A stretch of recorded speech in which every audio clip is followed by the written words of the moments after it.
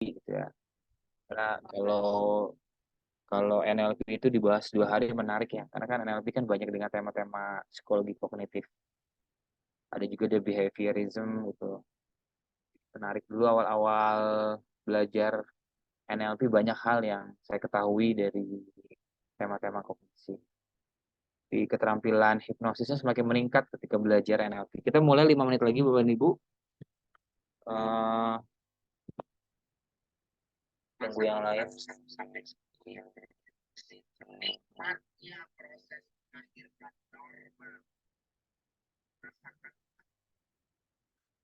Baik. Selamat malam. Nih lama tak berjumpa. Ada siapa nih? Ada yang berkenal Pak Bujana. Selamat malam Pak Bujana. Selamat malam, Master Yusti. Ikut Ah, bergabung. silakan Pak, kita diskusi Pak. Kita ngobrol. Ini hari yang cukup padat gitu kan. Tadi pagi Mas Ivan minta untuk review kelas NLP. Hanya memang kelas NLP-nya mungkin kalau jadi selenggarakan Mbak Puput mungkin minggu depannya Mbak Puput, karena minggu depan ini masih masih apa? Masih Masih padat. kuliahnya Siap. masih apa? Selesai jam 9, jam 7 juga belum beres nih, tapi nggak apa-apa. Siap, Mas. Oke. Ada Coach Jenny di sini. Coach Jenny, selamat malam. Jakarta Barat. Ada Pak D. Malam, Ada Mas Yudi. gimana Coach? Sehat Coach? Sehat. Wah, luar biasa nih. Ya, ya, kita izin 3 menit lagi gitu ya. Ini si admit ada yang dikenal lagi. Wah, udah lama ya. Udah lama ini Pak Yusuf. Pak Hasmudin, kita pernah ketemu di L2. Lalu ada Dr. Fauzan di sini. Ada Bu Miss Rawati. Kita pernah ketemu ya Bu Miss ya, Kopdar ya. Lama tak berinteraksi Bu Miss Rawati ya. Semoga nggak salah ya. Ini Bu Misra bener ya? Bu Misra yang pernah ketemu Kopdar Jakarta bukan? Halo Bu Misra. Baik, nanti kita mulai. Oke. Ada Bu Naning, selamat malam Bu Naning. Sehat ya? Alhamdulillah, selamat malam, Master. Wah, long time no see nih. Saya masih di kantor ini. Wah, mantap dong. Belajar aktif. Iya, Pak. Ya, Master. Oke, silakan Ibu. Selamat menikmati kegiatannya dan mendengarkan ocehan saya nanti ke depan. Oke, ada lagi. Hmm, Pak D nih, Pak D Bogor ya. Pak D Bogor. Semoga nggak salah nih. Pak D Bogor, Pak Nurhan, Pak Sofi Wahyudi, beberapa nama, ada Pak Satyo Budi. Baik. Oke, kita mulai izin 1 menit lagi, Bapak dan Ibu. Nanti Mbak Puput, kalau takutnya saya nggak lihat yang itu, dibantu ini ya Mbak, apa namanya, untuk admin. Siap, Mas. Ini Puput udah jadi co-host belum ya, Mas? Oh, Kayaknya belum deh. oh belum ya? Iya, Oke, belum. sebentar. Nanti kalau saya jadiin, ini make host ya. Kalau saya jadiin host, nanti saya nggak jadi Iya, kok host. nggak bisa dijadiin co-host ya? Tadi juga aku mau jadiin Mas Yus di co-host. Cuma pilihannya cuma jadiin host di sini. Iya, nggak apa-apa deh Mbak. Saya aja nanti, Amit nggak apa-apa ya Bapak dan Ibu. Kalau di tengah perjalanan penjelasan, nanti akan ada klik. Baiklah.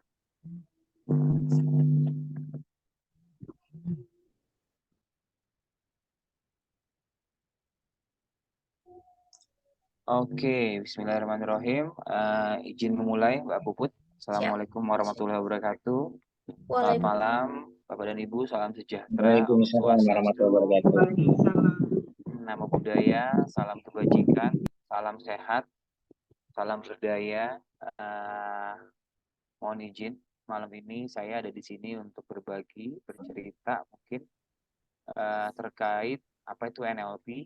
Jadi direncanakan dari IHC kita akan buka kelas online untuk NLP practitioner. Ini kelas masternya pengen dibuka, tapi tahun ini selama 4 tahun ke depan saya diberikan amanah untuk kuliah lagi S1 psikologi, jadi memang diminta Mas Ivan dari lama.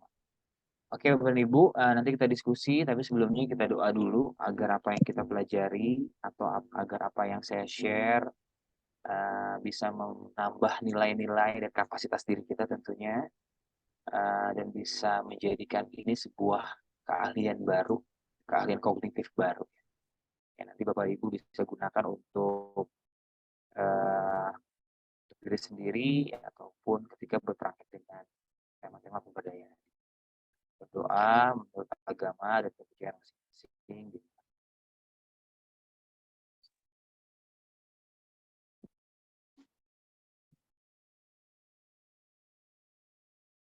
Doa selesai. Baik, Bapak dan Ibu, terima kasih sudah mau bergabung malam ini. Weekend time, besok weekend time, persiapan weekend. Izin memperkenalkan diri saya, nanti kita akan berdiskusi. Jadi malam ini agendanya adalah review kelas kreatif NLP. Apa itu NLP? Mungkin saya yakin Bapak dan Ibu sudah pernah baca, sudah pernah diskusi, lihat YouTube, baca Google, apapun itu. Ada namanya NLP. Nah, di Indonesian Hypnosis Center atau lembaga olah pikir juga punya produk gitu ya, punya produk NLP dengan nama kreatif NLP. Jadi karena ada kreatifnya, otomatis kita memodel banyak pendekatan NLP yang nantinya bisa digunakan oleh Bapak dan Ibu dalam kehidupan sehari-hari. Ya. Nah, malam ini saya angkat tema terkait winning the inner game with neuro-linguistic programming. Maksudnya apa sih? Jadi memenangkan pertarungan di dalam. Temanya adalah bagaimana artis NLP nanti bisa digunakan untuk yang berdamai dengan diri sendiri, bisa digunakan untuk berkonsolidasi dengan diri sendiri, berkoordinasi dengan ego sendiri, gitu kan. Sekarang ini NLP lagi in ya. Kalau Bapak dan Ibu suka baca-baca buku hipnotis, biasanya bersinggungan tuh, misalkan tentang anchor, jangkar, tentang apalagi tentang modeling, gitu ya, akan muncul nanti di tema-tema NLP. Nanti saya akan kasih garis besar saja. Jadi menariknya, Bapak dan Ibu, ini saya sedang mempelajari ya. Jadi apa sih manfaat dari sugesti, manfaat dari Bapak dan Ibu mempelajari hipnoterapi, manfaat dari Bapak dan Ibu mempelajari EFT, NLP, metafisik atau apapun itu, ternyata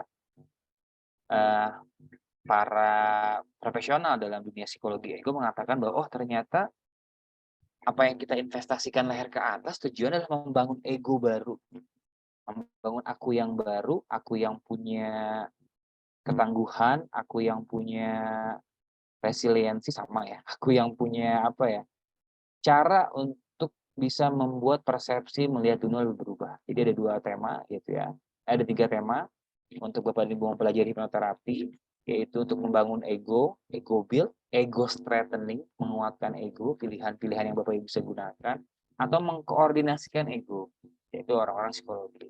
Tapi nanti kita bahas kenapa sih tema yang saya angkat adalah winning the inner games with NLP. Ya.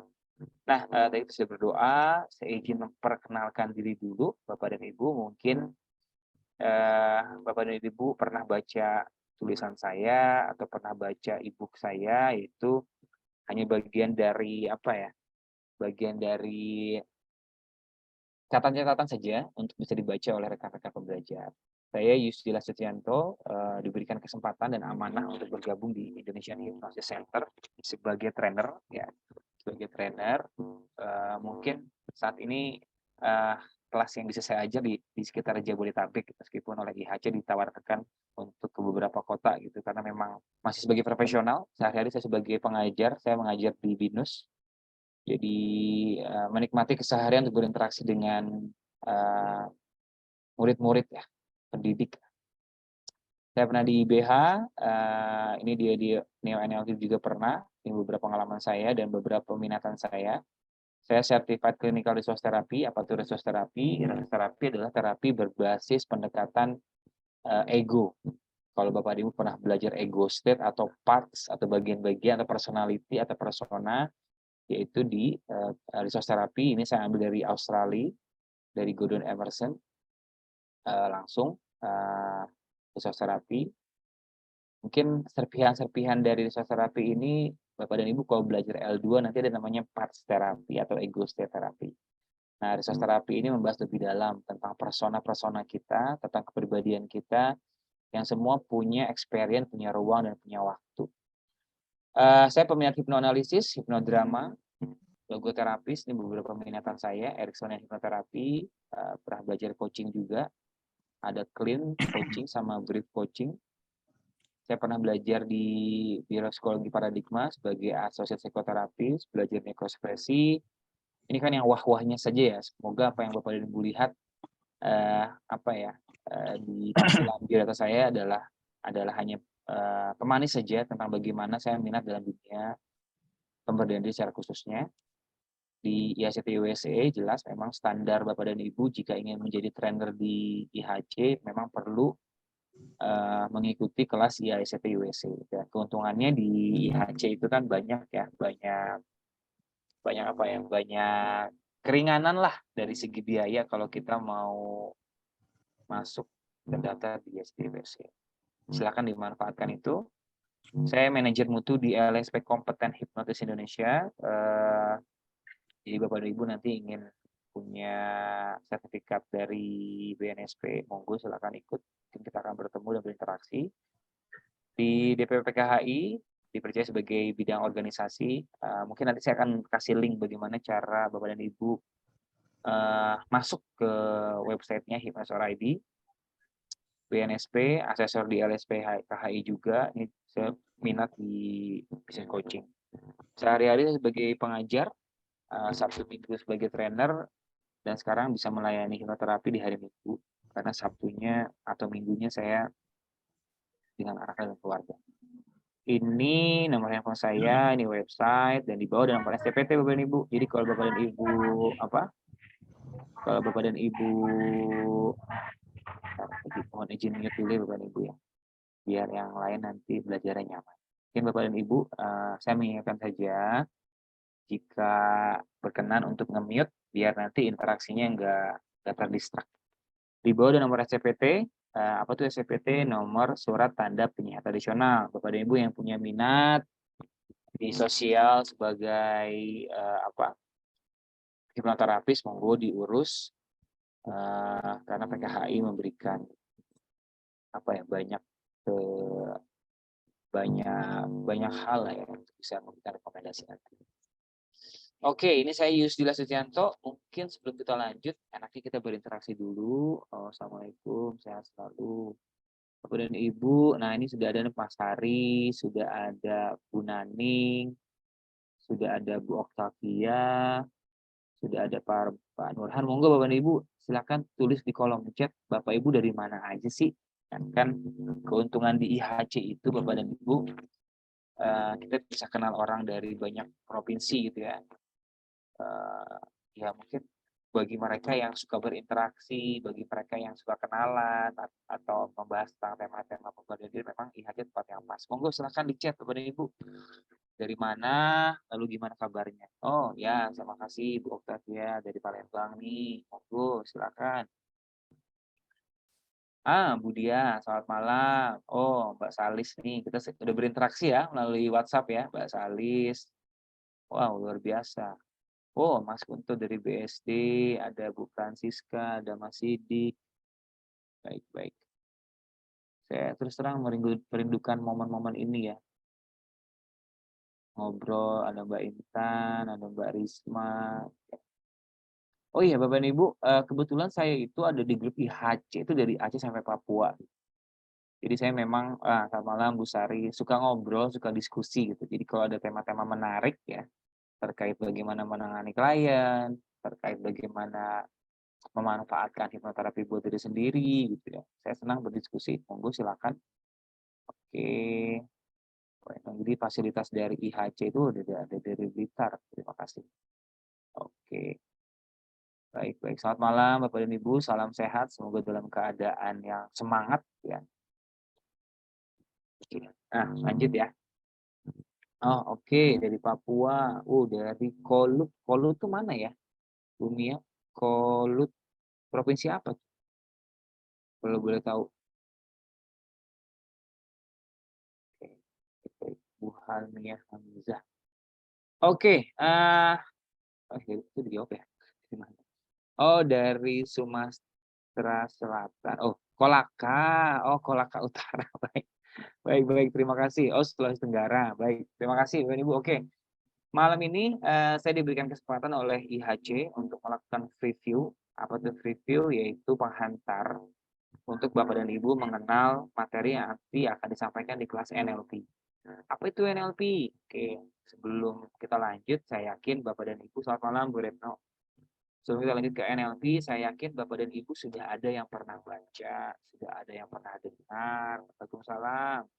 Sudah ada yang pernah tahu, mungkin sudah pernah ikut workshopnya, sudah ikut pelatihannya, monggo. Apa sih yang Bapak dan Ibu ketahui tentang neuro linguistic programming? Itu makhluk apa? Karena juga banyak gitu kan. Apa sih hipnotis itu? Makhluk apa tuh hipnotis? Oh, nanti ada lagi EFT, makhluk apa tuh EFT? Kita metaforanya makhluk ya. Bukan entitas, tapi maksudnya metaforik. Monggo silakan Bapak dan Ibu yang mungkin pernah membaca apa sih yang diketahui tentang neuro linguistic programming. Silakan Bapak dan Ibu yang apa? Yang tahu apa itu NLP ada?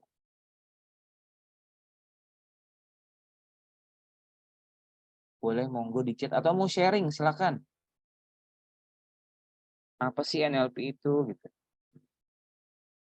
Halo.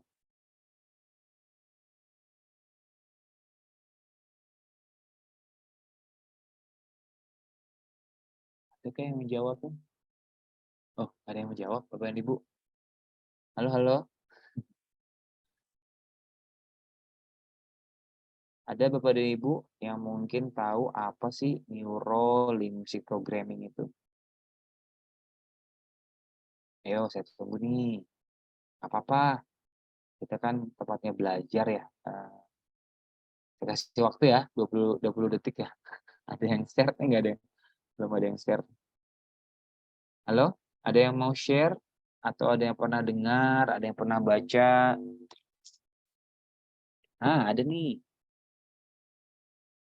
Oh, Mas. Oke. Mohon bagi tips NLP untuk pertolongan nyeri. Waduh, nyeri apa nih, Bu? Kita harus nih. Nanti kita bahas itu ya, Bu ya. Bu Intan, nanti mungkin kita bisa bahas ya. Oke, ini dari Bu Okta. Neuro berhubungan dengan otak, linguistik bahasa, berarti kalau programming, pemrograman ya, atau habit ya. Oke, terima kasih Bu Oktavia. Oke, saya coba lanjut. Saya lanjut, ini ada, masih ada ini. Sebentar. Masih ada beberapa orang yang mau masuk. Oke, saya lanjut. Oke, sebelum, kan gini, tema kali ini adalah bagaimana memanfaatkan NLP untuk inner games, permainan di dalam. Jadi kalau di dalam kita oke gitu loh kan setiap hari kita nggak berkomunikasi ya. Setiap hari kita berkomunikasi. Kalau Bapak Ibu nanti belajar parts, ada bagian-bagian dalam diri kita yang selalu ngobrol. Misalkan contoh, bangun pagi saja kita sudah memutuskan mau sholat tepat waktu atau mau nanti dulu, mau lihat handphone atau mau nanti dulu, atau belanja. Jadi ada inner games. Inner games adalah permainan batin yang Anda mainkan di dalam diri Anda sendiri, dalam pikiran Anda ketika membuat makna yang mempengaruhi paradigma berpikir dan membuat keputusan respon. Jadi NLP itu berhubungan erat dengan teori-teori belajar, teori-teori komunikasi ke dalam diri. Makanya kajian yang mengikat dengan NLP adalah kajian kognitif. Kajian apa? Kajian berpikir. Kan gini ya, bener ya, setiap hari kita nggak berkomunikasi dengan diri sendiri. Setiap hari ngomong. Termasuk ketika Bapak dan Ibu memutuskan untuk melihat preview NLP. Inner games adalah bagaimana Anda mengedit film di kepala, menilai, memberi label, berharap, mengevaluasi, dan mendramatisasi diri yang akan berpengaruh terhadap outer games Anda. Jadi gitu. Dalam dunia psikoterapi, banyak sekali tema-tema yang dipegang adalah tema-tema permainan di dalam pikiran kita. Contoh, forgiveness therapy. Sebelum kita bisa memaafkan orang lain, otomatis kita perlu memaafkan diri sendiri dulu. Kita perlu memahaminya diri sendiri dulu. Kan gini, setiap hari ada sebuah interaksi sama pengalaman di bawah, sama pengalaman di atas. Kalau orang pembelajar psikologi Gestalt, dia bilang ada namanya underdog, ada top dog. Underdog berhubungan sama pikiran bawah sadar. Top dog sama pikiran sadar. Kalau Gestalt. Tapi kalau kita belajar di hipnosis gitu ya. Pikiran bawah sadar adalah apa yang kita yakini, pikiran sadar adalah apa yang kita ketahui. Dan setiap hari selalu berinteraksi. Pikiran sadar banyak berhubungan sama emosi, nilai-nilai dari kecil, keyakinan, oke? Apapun yang tersimpan di bawah sadar akan mempengaruhi dunia di luar kita. Oke? Setiap hari akan ada interaksi ini antara dunia di bawah sama dunia di atas. Nah, NLP bagaimana membuat keduanya saling terhubung. Mempertimbangkan, oke, kalau pikiran sadar maunya ini, pikiran bawah sadar maunya apa. Nah, manfaat dari mempelajari NLP adalah tadi membuat permainan dalam pikiran kita menjadi fungsional, kan gitu ya, fungsional. Jadi kita bisa berfungsi optimal.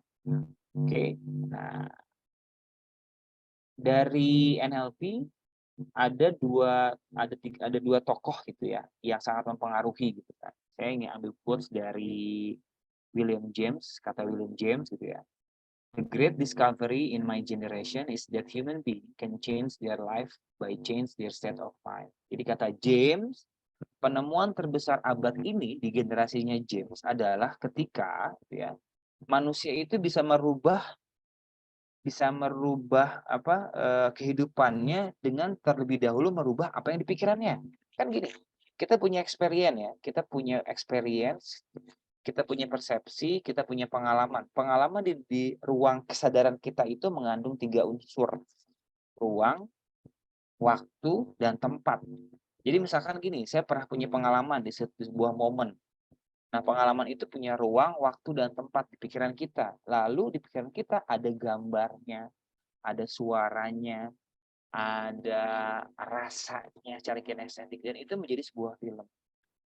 Coba bayangkan, Ibu, ketika Bapak dan Ibu pernah nggak bengong? Ketika bengong, tiba-tiba terlintas sebuah pemikiran. Ketika lagi minum kopi gitu kan, tiba-tiba kopi itu memunculkan sebuah film. Terstimulus lah, ada gambar yang terlewat.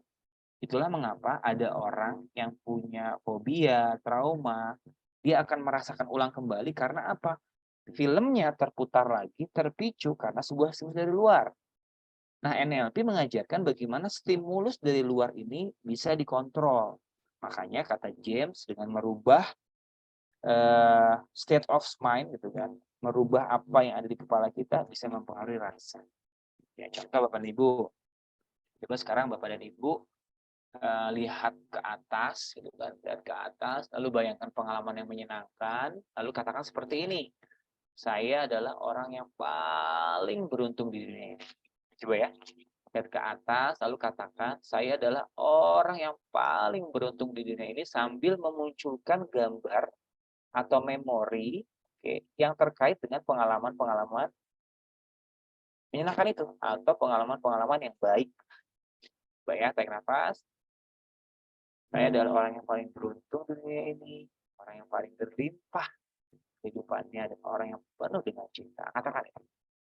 Lalu otomatis ketika Bapak dan Ibu memejamkan mata, bisa jadi ada memori atau gambaran yang muncul layaknya sebuah film. Nah, film itu di NLP nanti akan diedit yang namanya editing submodality. Ya. Nah, film yang ada di kepala kita kan sebuah rekaman ya. Sebuah rekaman yang ada tadi ada ruang, kan ada ruang kesadaran ya. Ada ruang kesadaran. Kalau kita ngomongin pikiran bawah sadar, ada ruang kesadaran. Ruang kesadaran kita adalah file-file atau folder-folder memori dari perjalanan kehidupan yang pernah kita lalui. Ya, sekali lagi. Ruang kesadaran dalam diri kita adalah file-file yang di dalamnya punya memori. Ingat ya, kalau orang neuroscience, memori itu dibagi menjadi 5. Ada memori yang berhubungan dengan warna, rasa, suara, okay?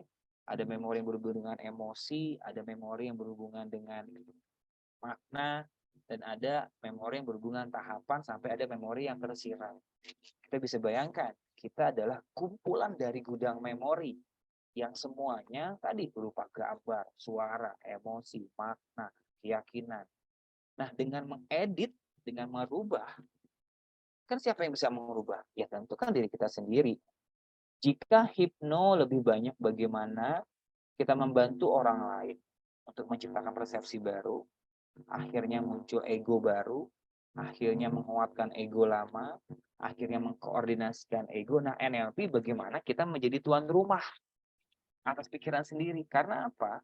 Pengalaman-pengalaman kita semasa hidup, perjalanan kehidupan yang menyimpan banyak sekali gambar suara ini kayak folder-folder itu akan membentuk apa nanti referensi berpikir. Referensi berpikir berhubungan sama apa? Bingkai berpikir bagaimana kita berperspektif keluar, bagaimana kita melihat dunia luar. Makanya quote selanjutnya adalah the problem is always in the frame, not the person. Jadi ketika kita melihat sesuatu yang nggak menyenangkan, kecenderungannya adalah bagaimana cara kita melihatnya.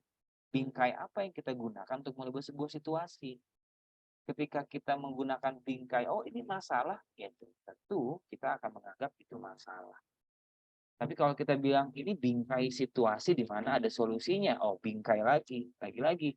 Referensi di dalam, yang merupakan referensi dari dalam yang merupakan insight dari cara bagaimana kita berpikir, tentu akan mempengaruhi cara kita keluar. Nah, kata James, kata Michael Hall ini adalah seorang pengembang NLP.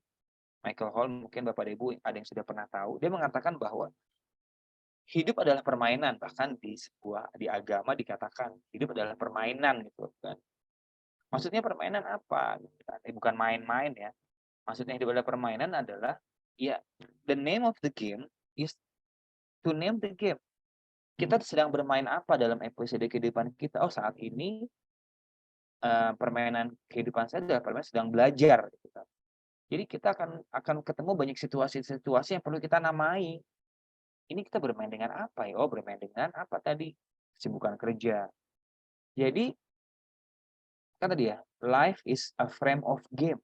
Hidup adalah bingkai yang kita gunakan. Atau permainan-permainan yang kita gunakan. Gitu kan? Bagaimana kita bisa menjalani.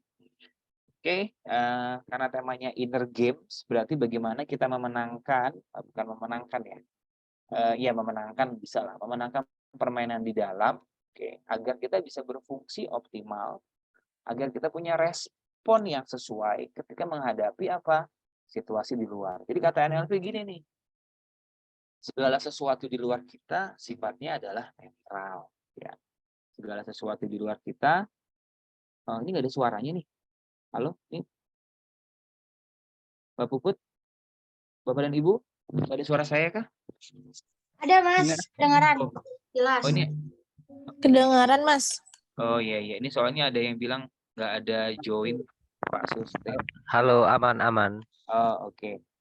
Baik, karena NLP lagi-lagi ya, saya nggak banyak review, nanti pasti di kelas itu akan diajarkan tema-tema pada akhirnya bagaimana kita bisa punya kapasitas gitu kan, punya kapasitas untuk banyak berinteraksi dengan diri sendiri, karena NLP adalah sebuah ilmu yang muncul dari hasil pemodelan.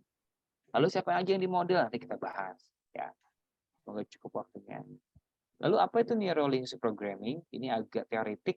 NLP adalah disiplin belajar, lagi-lagi disiplin belajar, karena NLP banyak berinteraksi dengan psikologi kognitif. Bagaimana seseorang dapat mengelola proses berpikirnya tadi ya, dapat mengelola proses berpikirnya, pengindraannya, linguistiknya atau bahasanya, dan perilakunya sehingga menciptakan sesuatu yang ingin dicapai. Berarti bertujuan dengan apa? Kan gini, otak itu perlu arah. Kalau kata salah seorang pendiri dari NLP namanya Richard Bandler, dia mengatakan seperti ini. Brain needs direction. Otak itu perlu arah. Lalu arah itu dari mana didapatkannya? Ya dari anugerah yang kita dapatkan. Apa? Imajinasi. Kita punya imajinasi. Kita punya kehendak bebas. Kita punya impian. Kita punya kesadaran. Atau kita punya harapan-harapan. Justru harapan-harapan itu yang akan mengarahkan otak kita kemana. Nah, NLP mengatakan seperti itu. Untuk bisa memaksimalkan fungsi otak, seseorang perlu punya tujuan yang ingin dicapai. Ya, kan memang itu kan goals manusia, ya hidup punya tujuan-tujuan. Ya. Jadi, disiplin belajar. Ya, namanya disiplin berarti ketika seseorang ingin mencapai sebuah tujuan tertentu, ya dia perlu belajar. Kan kita nggak pernah nggak belajar. Setiap hari belajar, bahkan sampai akhir hayat belajar. Tapi NLP mengatakan bagaimana cara belajarnya. Jadi ada sebuah kisah, Richard Bandler, seorang pendiri NLP, dia mengatakan dia pernah baca seperti ini. Dia pernah ke sebuah bengkel, ya, pernah ke sebuah bengkel mobil, lalu minta sama montirnya seperti ini. Ini pakai bahasa slangnya saya ya, Mas, tolong dong, mobil saya dibuat seperti baru lagi, buat sebentar. Kalau Bapak ingin membuat mobil seperti menjadi baru atau seperti baru, otomatis Bapak perlu beli suku cadang yang baru, Bapak perlu beli order yang baru, gitu kan. Atau Bapak perlu beli mobil baru kalau mau baru. Bengkel itu, bengkel mobil itu bukan membuat mobil aja jadi baru, tapi bagaimana memaksimalkan kinerja mesinnya. Makanya dicek murnya, dicek olinya. Itulah NLP. NLP adalah bagaimana kita bisa memaksimalkan fungsi otak. Ya, fungsi penginderaan, fungsi linguistik, fungsi bahasa tubuh. Lagi-lagi karena ini psikologi kognitif, berarti yang dimaksimalkan adalah cara berpikirnya, how to-nya. Makanya NLP juga adalah ilmu yang mempelajari mental processing, mental and behavior. Ya, kalau psikologi juga sama, mental and behavior, tapi psikologi banyak sekali membahas soal teori. Sebentar Bapak dan Ibu, sebentar. Saya punya kucing di sini, dia mau keluar. Bentar, maaf ya.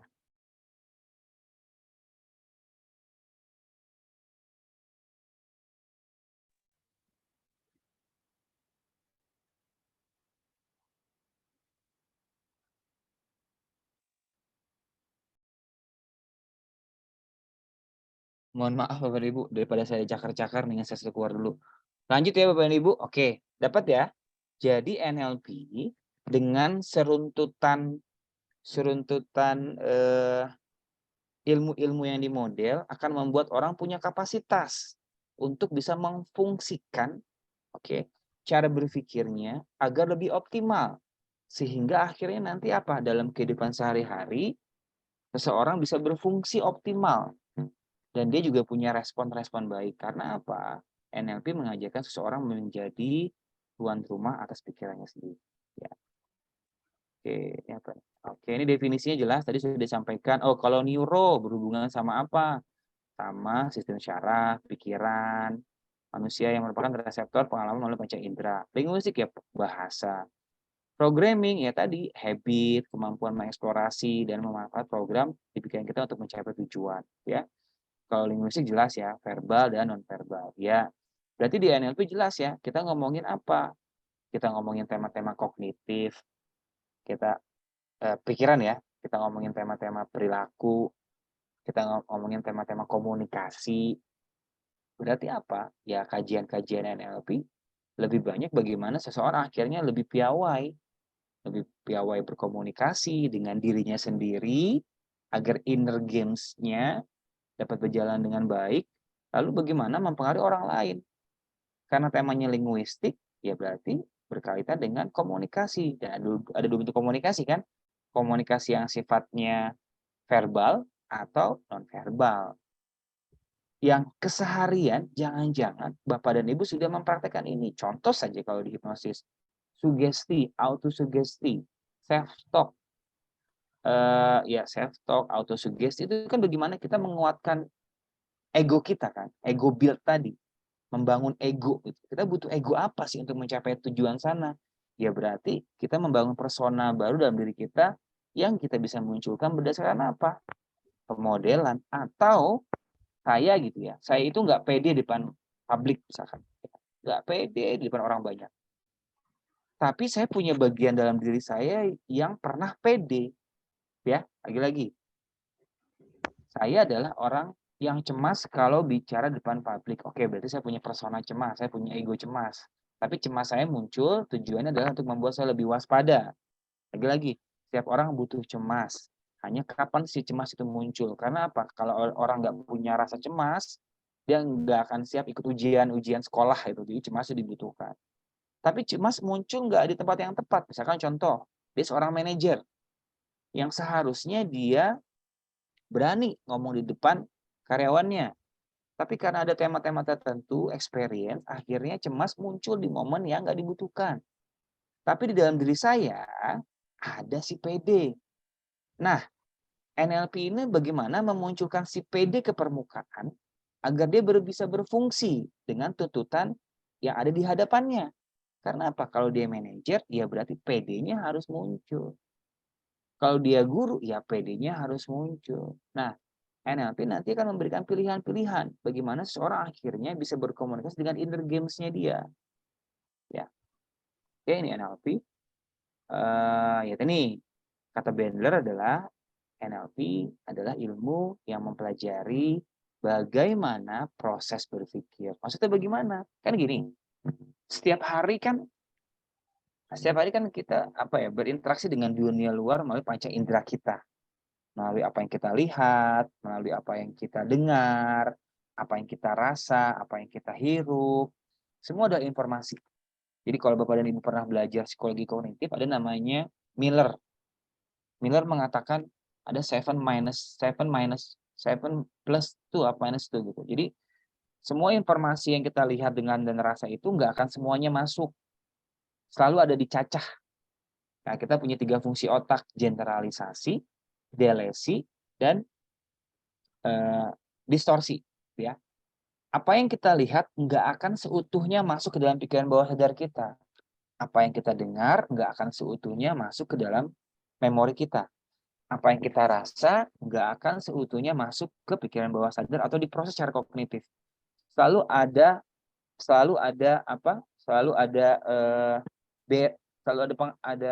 barrier ya, pembatas lah. Pembatas itu kalau di hipnosis kita mengenali area kritis. Tapi NLP mencacahnya. Area kritis itu adalah generalisasi, kalau di NLP ya, distorsi dan delesi. Artinya ngeblok informasi yang nggak sesuai dengan saya. Tapi NLP memperbahas lebih dalam. Jadi ketika ada informasi masuk, diproses di otak kita. Diproses kan gini, ada informasi, kita lihat sesuatu, diproses oleh panca indera, masuk ke memori jangka pendek. Muncullah persepsi, ya persepsi. Nah persepsi ini pun nanti akan ada ininya nih, kita bisa bilang pisaunya gitu, untuk mengiris persepsi yang kita ciptakan. Berdasarkan apa?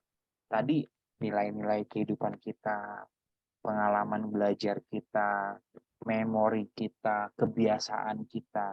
Hal-hal yang akan ngeblok sesuatu yang nggak sesuai dengan diri kita. Nah, ketika sesuatu itu kita proses di pikiran jangka pendek, oke, kita terima ke dalam gitu, kita terima ke dalam pikiran memori jangka panjang kita, gitu kan, diproses, nanti akan mempengaruhi itu cara kita membuat makna, cara kita berperilaku. Tapi di sini, oke, di sini ada sebuah, ya kalau tokoh-tokoh behaviorisme bilangnya ada kotak hitam di sini. Kotak hitam ini adalah kumpulan memori. Yang tadi saya bilang memori itu ada apa?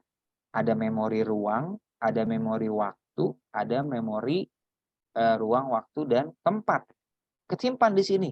Nah, ruang, waktu, dan tempat juga ada warna, ada suara, ada rasa, ada emosi, ada makna, ada insight, ada nilai. Bisa dibayangkan Bapak dan Ibu. Kalau kita nggak bisa mengelola apa yang ada di pikiran kita bisa bilang pikiran bawah sadar kita, otomatis kita jadi gampang gampang galau lah, gampang lompat pada kesimpulan lah. Nah, NLP mengajarkan kita bagaimana akhirnya kita memilih mana respon yang tepat, mana fungsi yang tepat yang perlu saya munculkan, persona apa yang perlu saya munculkan, perilaku apa yang perlu saya latih, dengan harapan untuk mencapai tujuan tertentu. Jadi prosesnya dari mulai lihat, dengar, diproses di otak, dicacah dengan pisau memori, nilai, kebiasaan, dan keyakinan, lalu masuk ke dalam diri kita. Lalu dimunculkan dengan perilaku, habit, gitu ya. Nah, NLP membahas itu. Nah, otomatis ketika kita sudah mengetahui pola itu, strukturnya, kita bisa tahu nih, orang ini cenderung cara belajarnya visual, auditory, atau kinestetik. Karena orang yang visual punya pola tertentu nanti ketika berkomunikasi. Kalau orang audio punya pola tertentu juga. Lalu orang kinestetik punya pola tertentu juga. Dengan kita memahami pola-pola seseorang, keuntungannya adalah kita bisa menyesuaikan tuh. Bagaimana berkomunikasi, membangun keakraban. Ya, kalau di L2 ada konsep namanya rapport building, matching and mirroring. Keuntungannya itu sih dengan mempelajari NLP. Nah, lalu bagaimana NLP bekerja gitu? Ini kan sebuah simulasi sederhana, ya kan? NLP tadi kan berhubungan sama kinerja dan fungsi otak. Bagaimana kita memaksimalkan otak, gitu kan? Jadi NLP selalu seringkali membahas keadaan saat ini saya dan keadaan yang ingin saya capai di masa depan. Ya, lagi-lagi NLP seringkali suka membahas tema-tema yang ingin dicapai di depan. Namanya present state atau di depan desire state. Ada juga yang mengatakan tanah impian. Tanah impian itu kan banyak kan? Kan kita punya banyak harapan, kita punya banyak manifestasi berpikir. Tuntutan peradaban selalu meminta kita untuk bergerak menghadapi perubahan. Tuntutan peradaban selalu minta kita bergerak untuk siap gitu kan menghadapi ketidakpastian. Nah, dengan orang mempelajari NLP tadi dia bisa merangkai itu impian-impian yang ingin dicapai di 2 bulan ke depan, 3 bulan ke depan, atau 5 tahun ke depan. Nah, jadi ada present state, di bawah ini adalah niat untuk berubah. Kan gini kan, hampir setiap perubahan itu muncul karena adanya ketidakpuasan. Ya, entah ketidakpuasan dengan kehidupan saat ini, ketidakpuasan dengan kondisi apapun itu, hampir orang mau berubah karena tidak puas dalam sebuah kondisi. Jadi ketika orang menyadari harus berubah, itu sudah sebuah awal, niat. Lalu tidak ada sumber daya, tapi saat kita ingin berubah, biasanya belum ada kapasitas. Makanya sekarang lagi ini, training capacity building, personal capacity building. Ya, banyaknya akan membahas apa? Ya tadi, tema-tema berpikir, psikologi kognitif, behaviorisme, orang mencari sumber daya, melihat, mengumpulkan informasi, lalu dijadikan satu. Kan ada sekarang design thinking, creative thinking, semuanya mengumpulkan informasi, dikumpulkan jadi satu, diinkubasi, digunakan. Kan seperti itu modelnya. Ya, hanya kita sekarang menggunakan kacamata. Tadi saya bilang otak butuh arah. The brain need direction. Dan setiap kita butuh penguatan itu. Nah, present state. Lalu ada desire state. Desire state apa itu? Ya tadi berhubungan dengan tujuan perubahan yang ingin dicapai. Makna yang baru, respon baru, fungsi baru, impian baru. Manusia seringkali bergerak ke arah depan, jarang. Sangat jarang gitu saya melihat orang tuh, ya ada sih orang yang lebih suka berorientasi ke masa lalu. Dulu tuh aku begini, dulu tuh aku begini, dulu tuh aku begini. Akhirnya dia lupa di depan dia harus apa. Ya NLP menggeser orang seperti itu. Nah, untuk menuju tanah impian yang ingin dicapai seseorang, tentu orang perlu proses, perlu sumber daya.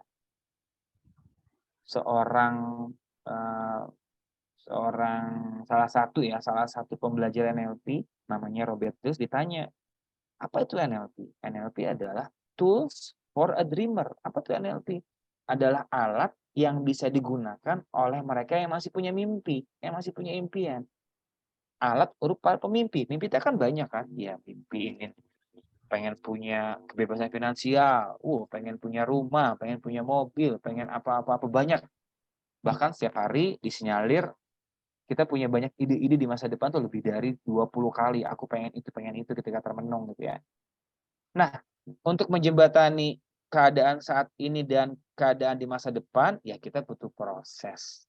Ada metodologi yang di dalamnya apa? Sumber daya, strategi, action, intervention, umpan balik. Ya.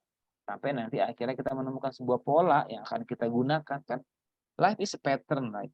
Kita akan mengulang-ulang sesuatu yang kita akan mengulang sebuah pola yang kita anggap itu efektif. Kita akan mengulang sebuah pola yang kita anggap itu baik buat kita gitu loh kan. Selama kita menikmati pola itu menjadi sebuah habit, ya kita akan menggunakan pola itu. Berarti NLP ketika seseorang ingin melakukan perubahan, ya dia perlu mengintervensi. Ya jadi di sini NLP ya ngomongin apa? Attitude, respect ke siapa? Ya ke diri sendiri. Aku punya potensi. Jadi cikal bakal dari NLP itu lahir dari seorang tokoh psikologi namanya Abraham Maslow, bahwa setiap orang punya potensi. Setiap orang yang beraktualisasi diri. Ketika seseorang menyadari potensinya, menghargai potensinya, gitu kan, aku bisa A, bisa B, itu udah hal yang positif. Nah, attitude selanjutnya dari NLP adalah rasa penasaran. Oke lah, rasa penasaran bisa membunuh kita gitu loh. Tapi memanfaatkan rasa penasaran itu kan diperlukan untuk orang belajar A, belajar B. Kan siapa sih orang yang nggak pernah jadi anak kecil? Anak kecil itu kan punya rasa penasaran yang tinggi ya. Dia punya A, tapi lingkungan pada akhirnya tadi membendung rasa penasaran kita. Karena orang tua kita sering bilang seperti ini. Nggak boleh begitu, nggak boleh begini, nggak boleh. Akhirnya karena banyak nggak boleh. Akhirnya nggak boleh itu jadi skema kita gitu kan. Jadi kita takut segala macamnya. Tapi konteks curiosity ini adalah bagaimana kita memaksimalkan fungsi diri kita. Flexibility sama outcome frame. Jadi NLP membuat orang punya tujuan yang jelas. Nanti ada konsep namanya well-formed outcome. Kalau dalam dunia pemberdayaan kita mengenai istilahnya SMART model. Spesifik, measurable, attainable, realistis, sampai timeable. Banyak pola. Tapi artinya tujuannya apa sih? Tujuannya adalah mengarahkan otak untuk mencapai tujuan tertentu. Nah, orang kalau nggak punya skema, nggak punya sumber daya untuk menyusun tahapan-tahapan dalam pikirannya, ya dia akan hidup dengan apa yang ada. Boleh? Ya boleh. Nggak boleh? Ya silakan. Kita menggunakan kacamata apa. Ada tekniknya, jelas nih. Rapport building, ya keakraban. Karena tema kita adalah inner game, kita bisa hubungkan bagaimana kita bisa mengakrabkan diri kita. Jadi, sekarang saya sedang mempelajari psikologi analisis ya. Tema yang diangkat dari Gustav Jung namanya The Shadow. Apa tuh shadow? Sisi gelap. Apa tuh sisi gelap? Bagian-bagian dalam diri kita yang suka menghalang-halangi kita untuk berubah. Ada aja tuh, misalkan nih orang mau diet. Aku mau diet nih, turun nih 2 bulan, misalkan 2 bulan 3 kilo yang paling sederhana. Lalu ada bagian tuh dalam diri kita tuh, si inner critic yang mengatakan, nggak mungkin, percuma diet, paling juga nanti selamat. Ada. Sepanjang perjalanan hidup kita, oke, lagi-lagi, bagian kita, si inner critic akan menghambat. Nah, berarti NLP tujuannya mempelajari nanti bagaimana orang bisa mengakrabkan dengan sisi gelapnya, bisa mengenali sisi gelapnya, bisa mengetahui sisi gelapnya. Karena apa? Sisi gelap adalah persona yang muncul yang punya tujuan positif. NLP akan mencari tahu. Oke, kenapa kamu hadir? Apa alasan kamu? Apa tujuan kamu? Rapport building. Jadi keakraban dengan diri sendiri atau bagaimana kita persuasi keluar agar bisa mengakrabkan diri dengan orang lain. Anchoring jelas, ini di L1, di L2, ya karena kita memodel Ivan Pavlov, ya, teori operant conditioning, Pavlovian lah. Jadi karena NLP ini adalah ilmu yang memang banyak hasil dari modeling, ya berarti apa yang baik, apa yang bagus, dan apa yang bisa digunakan untuk perubahan agar seseorang punya respon dalam fungsi yang optimal, ya kita model. Bahasa dan mengedit pikiran. Ini NLP, nah tadi sudah saya sampaikan. Kan dalam hidup hanya ada 2 respon ya terhadap fenomena yang terjadi di luar. Tadi sempat saya singgung, NLP adalah membuat orang menjadi tuan rumah atas pemikirannya sendiri. Atau nih, di bawah ya, external event, kejadian di luar. Setiap kejadian di luar sifatnya netral, tidak ada makna. Kalau kita nggak punya kepentingan, tidak ada makna. Pernah nggak Bapak dan Ibu gitu kan? Bawa mobil atau bawa motor gitu kan? Bawa motor, pas lampu merah gitu ya kan? Pas lampu merah, di sebelah kita persis sebelah kita ada pasangan yang sedang berantem, bertengkar. Cekcok lah. Tapi karena kita nggak punya kepentingan, ya kita anggap itu netral. Kita cuma bilang, oh lagi berantem. Karena kita punya kepentingan. Nah, external event, sesuatu atau fenomena yang terjadi di luar sifatnya netral. Lalu, kita akan memilih respon kan? Respon apa yang kita pilih? Misalkan ada kejadian tidak menyenangkan, misalkan. Kita lagi enak-enak makan, lalu di depan kita itu ada orang yang ngeludah. Saat itu mungkin kalau kita memilih respon marah, otomatis kita bisa berantem. Kurang ajar lo ya. Dasar lagi enak makan. Karena kita memilih respon itu. Nah, dalam NLP itu dikatakan bahwa kita adalah korban. Ya, korban dari pilihan respon yang kita buat. Efek. Aduh, kalau dalam tema nggak menyenangkan, efek kita bilang, wah hidup itu kacau, wah nggak bener. Kita menjadi sebuah korban. Kita nggak punya kontrol terhadap dunia luar. Kita gampang dipengaruhi dengan apa yang di dunia luar. Kan sekarang lagi zamannya itu ya. Facebook mempengaruhi kita. Instagram mempengaruhi kita. Gosip juga bisa mempengaruhi kita. Nah, kalau dalam tema itu kita nggak bisa mengkontrolnya, kita akan nggak berdaya. Karena apa? Kita banyak dipengaruhi dari apa yang kita lihat, dari apa yang kita dengar, dari apa yang kita luar. Nah, NLP mengajarkan kita untuk memilih. Choose a response cause. Ya. Kita punya choice and option. Tujuannya apa? Untuk mempengaruhi diri kita di dalam permainan pikiran kita. Increase influence, meningkatkan pengaruh terhadap diri kita. Lalu pada akhirnya apa? Kita akan berpikir ya kita adalah orang yang bisa mengontrol keadaan. Hasilnya apa? Memberdayakan. Lihat ada 2 jalur. Di jalur kiri jalur merah yang mengatakan bahwa hidup aku tuh begini-begini aja, nggak oke. Tapi di sebelah kiri kita punya pilihan.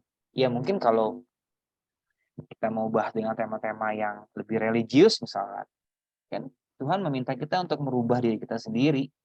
Tapi ya memang dengan siapa kita bergaul, dengan siapa kita berinteraksi, apa buku yang kita baca, apa film yang kita lihat, apa tayangan YouTube yang kita yakini akan mengaruhi nanti pilihan respon. Nah, NLP adalah bagaimana nanti kita bermain gitu ya, bermain dengan cara kita berpikir sendiri. Ini jam berapa nih kalau kemarin? Oke, jam 9 lanjut. Udah ada waktu. Nah, ini yang umum nih, spesifik measurable. Tadi kan sudah sampaikan ya. Ini teknik skill pertama nih. Skill pertama seorang NLPers gitu. Kalau pembelajar NLP disebutnya NLP. Jadi ini umum sekali gitu kan. Dengan mencapai sesuatu yang kita capai, kita menggunakan tema-tema spesifik. Smart model, spesifik, terukur, bisa dicapai dengan panca indera, realistis, dan di jangka waktu yang kita tentukan. Yang sebenarnya dalam kehidupan sehari-hari kita sudah memetakan ini. Hanya NLP menawarkan pilihan berpikir agar orang yang ingin mencapai tujuan tertentu punya skema, punya peta, punya arah, punya tahapan demi tahapan. Karena apa? Semakin detail dan jelas sebuah pencapaian yang diinginkan terjadi, semakin besar dan semakin berpotensi itu bisa terwujud. Nah, NLP bilang seperti itu. Kalau mau efektif mencapai tujuan ya bertahap. Meskipun banyak orang yang punya cara berbeda-beda gitu kan. Ada orang yang nggak main logika gitu. Aku nggak bisa main logika gitu. Aku yakin aja sama semesta bisa mewujudkan impian-impianku. Tapi ada juga orang yang lebih suka terstruktur gitu. Karena dengan terstruktur ketika ada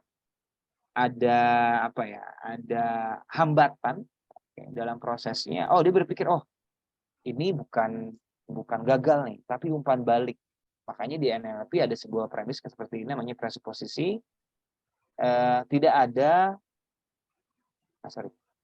tidak ada kegagalan, tapi yang ada adalah umpan balik dari sebuah cara yang kita gunakan untuk mencapai tujuan tertentu. Sama ketika kita ingin menghipnotis seseorang, yang salah bukan hipnotisnya. Misalnya gini nih, kita mau bilang orang, oke, tangan kaku gitu kan. Tapi orangnya begini. Nah, itu umpan balik. Oh, jangan-jangan cara saya merangkai kalimat sugesti belum pas. Oh, jangan-jangan framing saya agar orang itu bisa dihipnotis kurang pas. Oh, jangan-jangan cara saya melakukan persuasi menjelaskan tentang ide hipnotis nggak pas. Jadi NLP akan membuat seseorang kembali kepada dirinya ketika menemui hal yang dikatakan gagal. Berarti ini bukan gagal, tapi umpan balik dari sebuah hal yang kita lakukan. Nah, dengan kita menggunakan smart model ini, kita bisa tahu tuh kalau kita mentok di titik mana saya belum optimal. Oh, NLP mengatakan bahwa setiap orang punya sumber daya dalam dirinya untuk mencapai tujuan tertentu. Tapi jika di dalam itu tidak ada sumber dayanya, kita bisa memodel. Makanya NLP adalah ilmu yang mempelajari sebuah perilaku untuk menghasilkan perilaku baru. Contoh gini, misalkan di sini ada Pak Hari nih. Pak Hari itu pebisnis sukses. Omsetnya itu per hari misalkan 10 juta, 20 juta lah. Lalu saya ingin hal yang sama dengan Pak Hari. Saya ingin juga punya omset yang sama di bisnis saya sehari 20 juta. Ya saya akan berkunjung ke Pak Hari. Tanya, Pak Hari apa sih yang membuat kamu bisa mencapai omset 20 juta satu hari? Apakah nilai-nilainya, filosofi hidupnya, kebiasaannya, linguistiknya, cara dia bergaul dengan orang lain, itu kita pelajari. Lalu kita ambil, kita copy, kita gunakan ke dalam diri kita sendiri. NLP seperti itu. Jadi mencacah sebuah pencapaian orang lain yang bisa kita install dengan diri kita sendiri. Nah, smart model salah satu caranya. Nah, jika nanti Bapak dan Ibu berminat, nah ini kan goals-nya adalah kita akan belajar NLP, tapi bukan minggu depan. Kalau tadi di flyer itu minggu depan, karena minggu depan saya masih ada jadwal kuliah yang Zoom-nya streaming, jadi kita harus ikutin dosen, kayak tadi juga baru selesai jam 9. Jadi saya bilang sama Mas Ivan sama Mbak Puput, mungkin kalau kita mau kuliah di minggu depannya lagi gitu kan. Kalau kita mau buka kelas NLP online, Mbak Puput mohon izin kita bisa lakukan di minggu depan, karena di minggu itu itu memang awal-awal puasa ya, kalau nggak salah awal puasa. Kita bisa sesuaikan nanti di minggu itu saya lebih agak fleksibel waktu. Nah, ini adalah skema. Jadi gini, dulu skema ini kita gunakan ketika awal-awal pandemi. Makanya di sini adalah setelah mempelajari NLP ini, para pembelajar kreatif NLP punya ego baru, ya kita bilang persona baru lah ya, punya persona baru yang bisa dia gunakan dalam kehidupan sehari-hari. Nah, goals-nya adalah sang petualang, adventure. Kita bisa pahami ya, adventure itu gini kan, kita kan berpetualang dalam kehidupan ya, dengan menggunakan pikiran kita, dengan menggunakan sumber daya kita. Apa itu petualangan? Jadi menganggap hidup adalah petualangan. Dengan menganggap hidup adalah petualangan, otomatis sebuah tantangan yang kita hadapi itu ya harus kita hadapi gitu kan. Ada tantangan itu petualang. Dengan apa nanti skill-skillnya ya. Skillnya adalah pemikir, the scientist. Dulu tahun 2020 itu setiap kali belajar kelas ada satu tema. Oke, hari ini adalah kita ingin melatih memunculkan persona the scientist, mindset mastery-nya. Jadi NLP kan tadi ada filosofi berpikir ya. Filosofi berpikir NLP kita install menjadi sebuah teman imajiner. Dulu itu teman imajiner. Jadi kita memunculkan sebuah parts baru, persona baru dalam diri kita. Agar apa? Saat kita berpikir lebih apa? Lebih tertata, lebih terpola, lebih berfilosofis. Ya boleh lah. Setiap orang kan punya filosofinya masing-masing. Setiap orang menurut saya adalah seorang filosof gitu buat kehidupan dia sendiri gitu kan. Jadi kita akan memunculkan persona si the scientist, sang ilmuwan dalam tema-tema memanfaatkan fungsi pikiran kita gitu ya. Yang kedua adalah the army. Wah, kita kan punya jiwa pejuang ya, punya jiwa pejuang. Semua orang punya daya juang, hanya daya juang seseorang itu nanti memiliki perbedaan lah, bergantung dari memori-memori yang dia miliki. Jadi ada The Army itu konsepnya adalah determination, fokus pada pengembangan diri. Nah, contohnya tadi adalah smart model. Nah, smart model itu adalah salah satu kompetensi yang dimiliki oleh seorang pejuang dalam diri kita. Oh, aku mau ini. Ya. Yang ketiga ada persuader. Nggak bisa dipungkiri, NLP banyak sekali membahas tema-tema persuasi. Ya, bagaimana kita mendekati orang, ngobrol sama orang, itu dibahas. Tapi umum saja, tapi menjadi sebuah skill set. Ini kan skill set.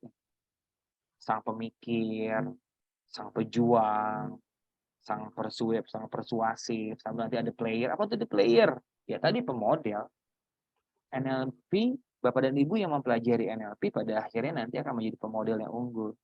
Mereka yang sudah pernah belajar NLP itu merasakan manfaatnya, terutama di kreatif NLP, merasakan manfaat bahwa hidup adalah belajar terus. Mereka yang sudah mempelajari NLP, ya terutama di kreatif NLP, punya sebuah skill set.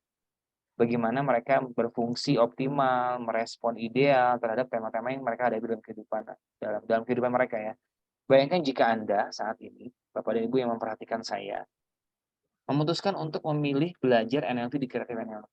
Otomatis hasilnya bisa maksimal.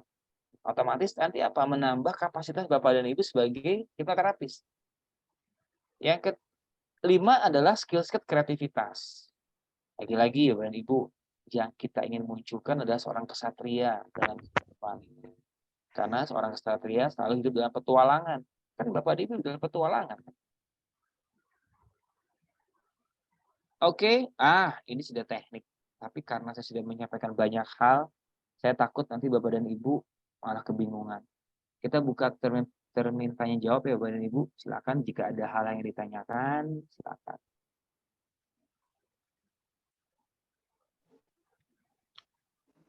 Malam, Pak. Halo, selamat malam Pak Budi. Pak Budi, Ya, ini Pak malam, Budi. Pak. Pak Budi Medan, Pak, Medan. Sebentar, Pak Budi juga di Medan ada tender IHC. Tender IHC atau Pak Budi mana nih? Ya, saya di Medan, bukan Pak Budi Tambunan. Oh, bukan. Oh, maaf. Silakan. Bukan. Iya, silakan Pak. Ya, Gimana Pak? Jadi gini, Pak. Kalau misalnya penjualan bukan di pemerintah, kita cerita di pemerintah lah, Pak. Di pemerintah itu kan kalau misalnya kita udah dikasih proyek, itu kan kita ada nilai-nilai angka yang harus kita jual. Harus ada yang ikan gitu. Maaf, barusan Jadi potong Pak. Harus ada yang apa Pak? ada yang harus kita sampaikan, misalnya, oh ini proyeknya sekian, kita harus mengeluarkannya sekian gitu. Oke, tender ya? Tender. Terus? Itu apabila kita, oh ya, kita lagi stop nih Pak, kita lagi rem nih masalah uang untuk keluar gitu. Tapi tendernya udah mau dikasih ke kita. Dan mereka terus juga minta. Itu gimana cara nyikapinya Pak? Tunggu, sebentar nih. Saya perjelas dulu nih. Pak Budi, ini orang pemerintahan ya. Oke, Pak Budi berarti nggak ada budget untuk ke tender gitu ya? Nggak ada budget untuk ke tender. Tapi tender tetap menawarkan. Tender tetap menawarkan. Oke. Supaya saya yang kerjai. Oke, terus? Terus Situasi yang bermasalah apa? Situasi untuk dana yang sekian persen ke mereka harus dikeluarkan. Itu gimana cara menyikapinya? Tapi saya dana sudah tidak ada gitu. Ya bilang aja Pak, nggak ada dananya gitu. Emang salahnya apa kalau bilang nggak ada budgetnya apa? Artinya kita kan punya rasa cemas Pak. Oke. Oh ini kalau proyek ini dialihkan ke yang lain itu gimana gitu? Yang Bapak sampaikan manusiawi ada rasa cemas kan Iya gitu. kan punya cemas kan tujuannya adalah buat kita lebih waspada gitu ya. Betul. Oke, ya nggak apa-apa Pak, rasa cemas kan nggak ada masalah. Iya. Ya artinya menyikapinya gimana gitu Pak? Sebentar, ini Bapak mau menyikapi eksternalnya terhadap orang yang minta Bapak untuk menggolkan tendernya, atau Bapak menyikapi rasa cemas dalam diri Bapak? Ada dua hal yang berbeda nih Pak. Ya, dua-duanya, Pak. Gimana itu, Pak? Dua-duanya. Loh, Iya. oh, iya, oke. Ya jelas gini, kalau Izin Master. iya, halo. Halo, izin Master. Iya, Dengan Pak Munazar, Master. iya, Pak, Mungkin ini mungkin bisa menanggapi sedikit ya, oh, karena boleh kita silakan. belajar. Boleh silakan, Pak. Mungkin kita belajar ini tentang NLP, Neuro Linguistic Programming. Jadi bagaimana cara proses berpikir kita gitu kan? Jadi bagaimana menyikapi hal-hal yang datang dari luar yang netral itu, kemana kita mau bawa itu gitu kan? Jadi perihal pertanyaan kawan kita tadi itu kemungkinan bisa aja kita berpikir gini, kalaulah kita berpikirnya pengeluaran yang akan kita kasih itu adalah suatu beban, mungkin alur berpikirnya itu adalah jadikan beban gitu kan. Tapi kalau misalnya pola pikirnya saya bagi-bagi rezeki, kemungkinan akan lain lagi kacamata yang kita pakai. Mungkin proses ke diri juga akan berbeda. Tapi kalau kita berpikir itu suatu keharusan, itu akan terjadi pemikiran yang lain. Kalau membuat diri kita tenang itu apa? Kalau saya berpikir bagi-bagi rezeki saja gitu. Gitu, Master. Itu aja, mungkin ada salah atau benarnya mohon dikoreksi. Namanya belajar, Master. Izin, Master. Ya, enggak ada yang salah nih. Benar, memang kita kan punya persepsi dan sudut pandang masing-masing. Saya maklum. Jadi mungkin kalau terima kasih Pak Munajat sebelumnya. Jadi kalau kita ke Pak Budi, ya kan ada dua fenomena Pak Budi. Ada fenomena eksternal. Fenomena eksternal itu berarti berhubungan sama orang luar. Yang perlu Bapak sikapi adalah aturan-aturan yang sedang Bapak jalani sebagai PNS. Misalkan, kalau di PNS harus ini. Itu kan harus diikuti, Pak. Karena itu norma-norma yang perlu Bapak ikutin. Jadi kalau misalkan berhubungan sama orang luar memaksa, ya Bapak katakan bahwa ya kita terhubung sama apa? Terhubung sama kebijakan-kebijakan dari kantor Bapak itu loh kan. Ya berarti Bapak harus siap apa? Bapak harus siap berani untuk tidak disukai. Kan harus siap. Oh ya nggak apa-apa. Respon aku seperti ini. Ada konsep namanya psikologi individu, Pak. Bapak jangan khawatir kalau Bapak benar gitu kan. Selama itu jalurnya nggak membahayakan Bapak, ya Bapak harus siap untuk tidak disukai. Gitu. Ya kan kadang-kadang kayak gitu kan. Kita ingin pengen jadi orang yang benar dan baik menurut aturan dan kacamata kebijakan kantor, tapi di luar menekan. Nah, sementara kalau misalkan kita ikuti di luar, ini kan resiko kan. Bisa jadi bukan rezeki kita gitu ya. Lagi-lagi kalau untuk fenomena luar, Betul. ya Bapak harus berani untuk tidak disukai. Ada bukunya itu Pak, berani untuk tidak disukai. Ya tetap ada prinsip-prinsip positif dengan kebijakan kantor kalau di luar. Tapi kalau ke dalam, ketika ada rasa cemas yang muncul, Bapak bisa tanya, ngobrol aja sama diri sendiri. Hai cemas, ngomong gitu ya. Apa alasan kamu hadir? Apa tujuan positif kamu? Misalkan, aku takut kehilangan relasi gitu kan. Aku takut kehilangan tender. Oke cemas, ngomong sama diri sendiri. Oke cemas, apa tujuan kamu lagi? Apa peran kamu? Bisa ngomong seperti itu kan. Kita bisa ngomong sama diri kita sendiri kan. Yang saya bilang dari awal tadi, setiap kita nggak berkomunikasi dengan diri sendiri. Nah, cemas punya pesan. Tapi juga dalam diri Anda punya apa? Punya yang sikapnya sikap jujur misalkan. Tapi nggak bisa nih. Ya berkomunikasi ke dalam. Jadi Anda mempertemukan antara bagian diri Anda yang cemas, tapi juga menemukan bagian diri Anda yang punya nilai-nilai positif misalkan. Hingga nanti dilihat apa konsekuensinya. Bisa dengan menggunakan pertanyaan apa? Cartesian question. Apa tuh pertanyaan Cartesian? Kita bertanya sama diri sendiri gitu kan. Oke. Kalau pada akhirnya aku memutuskan untuk membuka tender ya tanpa jalur dari kantor, apa yang terjadi? Konsekuensi logisnya ini. Gitu. Ada namanya Cartesian question. Ada lagi kalau mau Bapak-bapak belajar field theory. Jadi gini, NLP itu juga mengadopsi nilai-nilai Gestalt, keutuhan atau psikologi Gestalt atau Gestalt terapi. Di Gestalt terapi ada konsep namanya field theory. Field theory itu gini Pak, ada daya dukung, ada daya tolak. Misalnya gini, aku pengen buka tender. Daya dukungnya apa? Oh, aku punya relasi. Daya tolaknya apa? Kebijakan kantor. Ketika Bapak sudah tahu daya dukung dan daya tolak, ke bawah lagi turunannya. Oke, daya dukung ini di luar kontrol aku atau enggak? Aku bisa mencapainya. Ini ada smart model kan? Daya dukungnya bisa saya lakukan sendiri, tapi daya dukung saya butuh orang lain. Berarti Bapak perlu melibat orang lain. Kalau ada daya tolak, Pak, apa tuh daya tolak? Yang menghambat, jika ada yang menghambat, Bapak perlu cari tahu sumber daya apa yang bisa mereduksi daya tolak ini. Itu Pak, itu kalau misalkan tujuannya pengen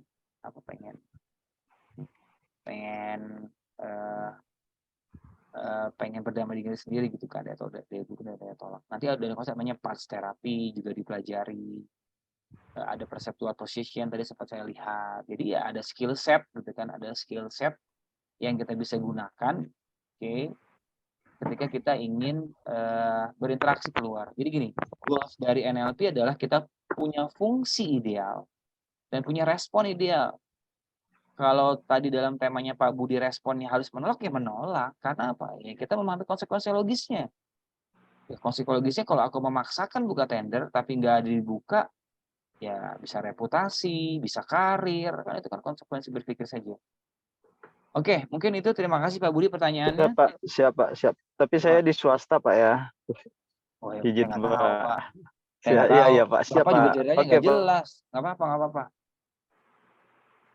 Oke Pak, makasih Pak. Terima kasih juga Pak Budi, sama-sama. Oke. Ada lagi yang ingin ditanyakan Bapak Ibu terkait materi yang tadi saya sampaikan? Jadi gini, kalau Bapak dan Ibu nanti membuka NLP, ya nanti dia akan banyak sekali berhubungan dengan tema-tema kognitif, cara berpikir, ya, tema-tema komunikasi, tema-tema ego strengthening, tema-tema perilaku, behaviorisme, kita mengenal istilahnya apa, Pavlovian juga di model. Terus ada lagi metakognisi, ya metakognisi itu cari makna di atas makna gitu, ada juga yang kayak gitu. Ada lagi nanti merubah gambar, remote pikiran, ada juga. Jadi karena ini skill set, kan, jadi harus ada tahapan-tahapannya. Oke, Bapak Ibu, satu pertanyaan lagi, monggo silakan. Nanti kalau mau belajar bareng, kita bedah, kita kupas itu NLP, kemungkinan saya baru bisa di tanggal 20, Monday ke Friday, tanggal 20 sampai dengan tanggal 24 Maret. Online, karena terus terang saya pengennya offline gitu kan, karena offline tuh bisa interaksi banyak gitu kan, jadi tahu. Nanti ada lagi bahasa namanya Milton model, meta model, ada lagi nanti meta program, kita akan bahas. Ada yang bertanya, Mbak? Oke, itu ya. Nanti kalau ada Bapak Ibu ada, kan dua kelasnya tanggal 20 ya, 20 sampai 24 lah ya, Maret. Monggo berinteraksi. Halo Master. Ini siapa nih? Halo, dengan saya Hari Master dari Iya. Palembang. Gimana Pak Hari? Oh, sama Bu Vivi ya, Palembang ya? Pak Iya. Vivi, Pak Jaki ya? Iya, benar. Gimana Pak? Ya, izin Master, saya kan masih di level advance ini. Masih yang level 1. Oh, level 1 level fundamental. Iya, fundamental, sorry. Jadi belum banyak yang saya pahami nih Master. Tadi kan ada Master sempat bicara nih yang soal kita itu ngobrol sama diri sendiri. Nah, itu dalam artian lebih perjelasnya itu di dalam metode ini ya, self hypnosis atau gimana itu Master? Oke, maksudnya. Gini, kalau di level fundamental lebih banyak tema-tema sugesti diri. Ya. Iya. Sugesti diri itu kan bagaimana kita menanam sebuah memori. Sugesti itu diambil dari bahasa Inggris, namanya suggestion. Kalau kita mau telaah lagi, sugesti itu dalam KBBI artinya adalah ide, saran, dan pengaruh yang ditanam ke dalam diri. Jadi kalau di level fundamental, lebih banyak bagaimana kita menanam nilai, kita menanam ide, memberikan saran kepada diri untuk apa? Merubah sebuah persepsi. Akhirnya terjadi apa? Ego baru. Ego build namanya, atau ego strengthening namanya, atau memori baru. Sugesti itu isinya adalah tentang memori. Memori yang berhubungan sama rasa, suara, warna, gambar, makna, nilai, keyakinan kita tanam. Jadi orang dalam kondisi trends ditanam sebuah sugesti, akhirnya muncul persepsi baru terhadap apa? Terhadap dirinya atau dunia di luarnya. Itu kalau fundamental. Nah, kalau pertanyaan tadi bagaimana ini kalau kita berbicara dengan diri kita sendiri? Oh, banyak kembangannya. Nanti kalau Bapak dan Ibu belajar namanya somatic psychotherapy, ada lagi tuh ngomong sama tubuh. Tubuh ini mewakili persona atau sebuah experience atau sebuah energi yang tertahan dalam diri kita bisa pengaruh tubuh. Makanya ada konsep apa? Tapping, EFT, dengan harapan kalau orang melakukan tapping kepada seluruh tubuh ada energi yang mengalir lancar, ada kalimat-kalimat yang ditanam. Terus dari mana asal usulnya berkomunikasi sendiri ya? Kalau kita mau ambil dari tema-tema psikologi, ada seorang psikolog, ada seorang ada seorang tokoh lah namanya Carl Gustav Jung yang dia mengatakan kita tuh punya bagian-bagian yang ada dalam diri kita yang akan memberikan dan berkontribusi untuk bagaimana kita berpikir keluar, namanya persona. Persona atau aku atau ego itu muncul dari pengalaman tumbuh kembang. Contoh gini nih, saya pernah ngobrol sama Pak Hari, pernah diskusi sama Pak Hari, selama berinteraksi lah, pernah deket kita Pak Hari selama 2 bulan. Itu di dalam pikiran saya itu ada gambar Pak Hari, bagaimana Pak Hari merespon, bagaimana Pak Hari ngomong. Jadi satu ketika saya lagi bengong, saya bisa memunculkan bayangan Pak Hari untuk ngomong sama diri kita sendiri, gitu ya. Itu kalau dari eksternal.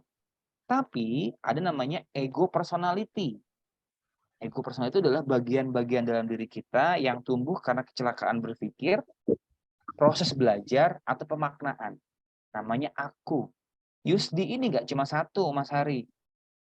Ada Yusdi yang pembelajar, ada Yusdi yang seorang ayah, ada Yusdi yang seorang pekerja, ada Yusdi yang trainer. Setiap hari, ego personality kita akan ngobrol. Kalau di sini ada hari yang fotografi, berarti ada aku yang fotografi. Ada hari yang fotografi. Nah, ego personality yang fotografi ini punya keterampilan, Mas Hari. Punya keterampilan, punya skill set, punya cara merespon, punya fungsi-fungsi. Yang nanti hari yang fotografi ini akan bekerja ketika momen foto-foto. Tapi ketika di rumah, hari yang fotografi ini nggak muncul karena di rumah harus jadi anak misalkan, iya mama, atau jadi istri. Nah, setiap kita punya persona itu ya, setiap hari kita ngobrol Pak Hari. Jadi kalau misalkan kita sedang cemas adalah ego personality yang pernah punya pengalaman muncul. Kita mau pakai teori siapa? Kita mau pakai teorinya Bowlby, attachment, tentang teori spread and anxiety. Kita bisa, tapi cemas adalah mewakili sebuah keadaan atau ego personality yang kalau dia muncul kita bisa aja ngomong. Saya pernah ngajar di sports ya, di sports hypnosis and elder sport. Jadi ketika ada atlet yang cemas itu, oke, misalkan dia cemas, kita cari tahu namanya body texturing. Oke, ketika ada cemas kan kalau di hipno kan banyak ngomong psikosomatis ya. Ada sebuah pemikiran lalu mengalir tubuh. Oh, deg-degan. Nah, deg-degan itu kita ajak ngomong. Oke, bukan si cemas muncul tapi dia muncul ke sebuah respon fisik deg-degan. Oke, kita pegang bagian deg-degan itu. Nah, cemas untuk apa? Meredam. Itu somatic psikoterapi. Jadi kalau pertanyaannya Pak Hari, bagaimana itu kita ngomong sama diri sendiri? Nanti Pak Hari ada di level 2 atau ikut kelas NLP. Siap, Master. Oke, Mbak Puput sepertinya sudah cukup lama saya ngoceh gitu. Oke, Master. Terima kasih, Master ya. Iya, terima kasih. Semoga kita bisa berinteraksi lagi ya, Pak. Iya, Pak. Oke, terima kasih Bapak dan Ibu sudah hadir. Kalau ada hal yang ingin ditanyakan, saya terbuka sekali ngobrol. Kebetulan saya ada di bimbel 1, ada di bimbel 2, ada di bimbel 3, ada di bimbel 4. Kalau sekarang Bapak dan Ibu ada di grup provinsi dari Aceh sampai Papua, saya juga ada di situ. Saya terbuka sekali dengan komunikasi karena saya meyakini seseorang untuk bisa tumbuh dan berkembang dia perlu berinteraksi gitu. Jadi kalau nggak ada interaksi ya dia nggak akan mengetahui seberapa seberapa besar kapasitasnya untuk mengembangkan diri, seberapa banyak potensinya untuk dikembangkan. Jadi kita berinteraksi. Oke, terima kasih Bapak dan Ibu, terima kasih Pak Edi, Bapak dan Ibu, mohon maaf. Ya Bu Intan, mohon maaf. Nanti Bu Intan bisa ngobrol nih sama Mbak Puput nih. Biasanya kalau di daerah itu kayak saya gini, Mbak Puput pernah ngajar di Pontianak. Jadi di Pontianak itu ada beberapa alumni di Pontianak, mereka sepakat untuk bikin kelas. Ntar saya ke Pontianak, tapi offline. Tapi karena kita memfasilitasi alumni yang jauh-jauh nih, kayak kemarin biasanya itu ada yang di Bontang, ada yang di Aceh, ada yang di Papua. Yang biaya mereka untuk ke Jakarta offline itu lebih mahal tiketnya, Mbak Bu. Iya bener. Jadi karena tiketnya lebih mahal, ya udah IHC memfasilitasi orang untuk belajar online. Ya, Saya pun pengennya tuh offline, Mbak Puput, karena kalau offline tuh dapat banget ya, dapat emosinya, dapat spiritnya, dapat skillnya gitu loh, kan dapat filosofinya. Tapi ya karena memang banyak kendala gitu kan terkait ya biaya mungkin. Jadi kalau Mbak Intan pengen bikin kelas di Surabaya gitu dengan memfasilitasi teman-teman untuk yuk belajar, yuk, saya dengan senang hati gitu, karena ya kita kan berpetualang gitu lah. Itu sekian, mohon maaf jika ada kesalahan, saya manusia biasa. Jadi kalau ada kesalahan ya saya sebagai makhluk kasar itu kan, bukan makhluk halus. Tapi apa yang baik ya karena memang anugerah dari Tuhan dan saya diberikan kesempatan gitu kan untuk menyampaikannya kepada Bapak dan Ibu, mungkin bisa jadi sebuah pembuka kasanah baru tentang dunia teknologi pikiran. Terima kasih, mohon maaf sebelumnya. Saya kembalikan kembali ke Mbak Puput. Wassalamualaikum warahmatullahi wabarakatuh. Waalaikumsalam warahmatullahi wabarakatuh. Terima kasih Master masukannya, pembelajarannya. Sama-sama Bapak. Siap. Terima kasih banyak Mas Yusdi, terima kasih Bapak Ibu semuanya atas atensinya yang luar biasa. Dan untuk kelasnya kita agendakan di tanggal 20 sampai 24 Maret ya Mas Yusdi ya? Oh, ini ada Mbak Dani nih. Mbak Dani nanti boleh ya resit ya. Kita diskusi banyak pengalamannya nih. Siap. Untuk kelasnya kita di 20 sampai 24 Maret ya Mas ya? Kalau resit itu gratis tuh Mbak Dani. Tenang aja Mbak Dani, gratis. Siap, Coach. Ini Mbak Dani punya banyak pengembangan kayaknya dari NLP. Iya Mbak Puput, oh maaf disela Mbak Puput, maaf. Iya nggak apa-apa. Jadi kita bikinnya di tanggal 20 sampai 24 ya Mas Yusdi ya? Iya itu. Boleh deh. Siap, nanti kita komunikasikan lagi lah di kantor. Baik, itu aja ya. Mungkin ada lagi Bapak Ibu sebelum kita tutup review pada malam hari ini, mungkin ada Mbak nanti tolong infoin jadwal advance ya di Palembang di grup. Siap Pak Hari siap. Ya. Tolong diinfo kalau Jawa Timur Mbak. Ya Pak. Pak Edi siap. Pak Abdul Jalil, apa bedanya Neo NLP dengan kreatif? Jadi kalau Neo NLP itu produk dari organisasi lain, kalau kreatif NLP produk dari Indonesian Practice Center. Itu aja Pak. Oh, ini dari awal ya.